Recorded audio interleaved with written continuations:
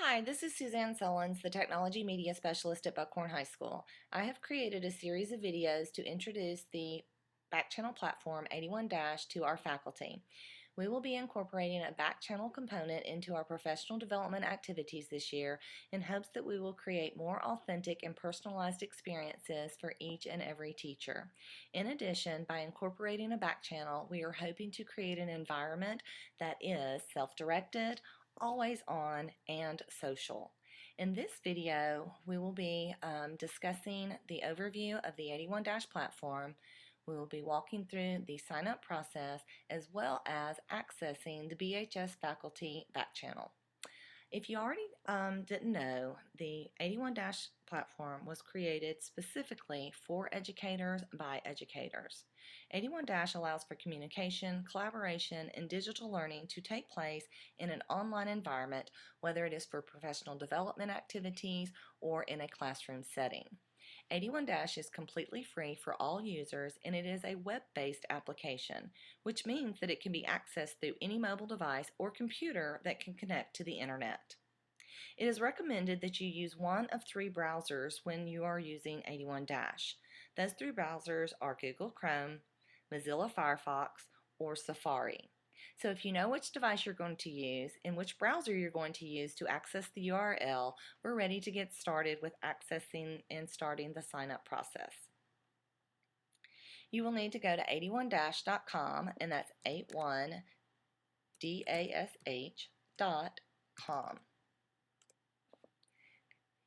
Once you enter that URL, you should be looking on your computer a screen that looks just like what you see in the video.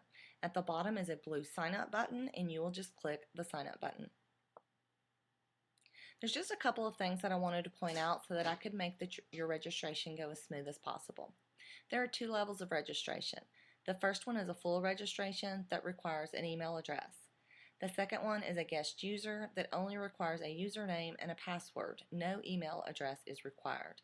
This is the level of registration that I will recommend that you have your students. So in the third video, I will be discussing why students should sign in as guest users, and we will discuss that more in that video. Let's go back to the full registration process. And the reason why I'm recommending that teachers use a full registration is that you must be a registered user in order to create a Dash room. So if you're interested or think you might possibly use this with your students later on, then you might as well just create a full registered account so that you will be able to create your own Dash room. The next thing I want to talk about is your username and your full name. Both of these names are going to show up in the chat area when you are interacting in the back channel area. The username is what you will use to log in to the application. It is case sensitive, so if you use a capital letter, then when you log in, you must also use a capital letter. You cannot use any spaces or special characters in your username. And then your full name, then you can just enter your full name. I'm going to let you finish completing the process of registering. If you need to pause the video to complete the registration and to read the terms of use before you submit, then feel free to pause the video at this time. Okay, if you see a blue box like you're seeing on the screen in the video, and a little note that says something to the effect that you have successfully registered your account, then you are good to go. We are not going to be signing in this sign-in area. Accessing a back channel is a two-step process. You must first indicate which back channel you are wanting to access by entering in that URL, and then you will enter in your login credentials. So we need to go and enter in the BHS faculty URL for our back channel, and it is 81dash.com, and this time you're just going to add a front slash and then BHS faculty. So 81dash.com / BHS faculty.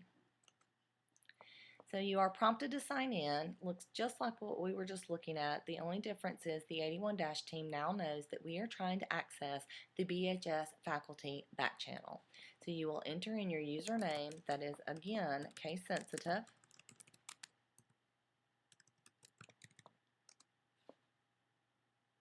And now you have accessed our back channel. So there's several different areas that you will be working in when we are using the 81 back channel. And the heart and soul of the dash room is over here. It's called the dash chat. Even though this is the heart and soul, the 81 dash team knew that we would need some areas to take notes. So directly below that is an area for private notes that no one, including the owner of the room, can see except you.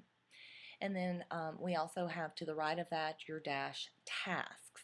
Now these are tasks that are assigned by the owner of the room. So if you are a teacher, then you would be able to assign tasks. Here you just see the list of your assignments. You can close and open this little area just by toggling it on and off. And so I toggled it off so that we could see the dash mentions. So the dash mentions are just kind of a filtering mechanism that will have messages that will show up when someone mentions you in the message. So above that is kind of like your control room for all of the rooms that you've created. Rooms you've created, you're the owner and in a teacher role. And then rooms that you have joined, you are a member and in a student role. So the only thing that I want to address right here, you are in a student role in the faculty back channel.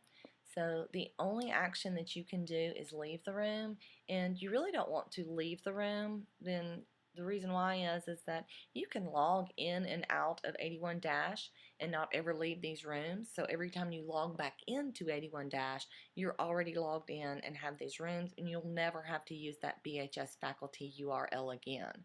So if you do leave the room, then remember, two-step process. Type in 81dash.com/BHS faculty and then enter in your username. So I recommend that you just stay in the room, and then that way every time you log in and you log out, then these are ready to access whether you own the room or you're a member of the room. So I encourage you to explore on your own and learn on your own. The second video in the series is going to go into great detail of each one of these sections.